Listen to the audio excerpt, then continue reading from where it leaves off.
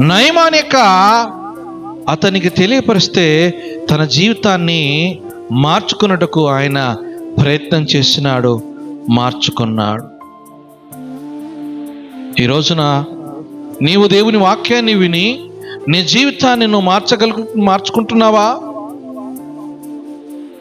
ఎన్నోసార్లు దేవుడు నీతో మాట్లాడినా కానీ జీవితం మీద విరక్తి కలిగి ఉన్నావా? కానీ నీ జీవితాన్ని మార్చుకునేందుకు ఎందుకు ప్రయత్నం చేయలే? ఒక ఘనుడుగా కలిగిన, ఒక మంచి పేరు కలిగిన వ్యక్తే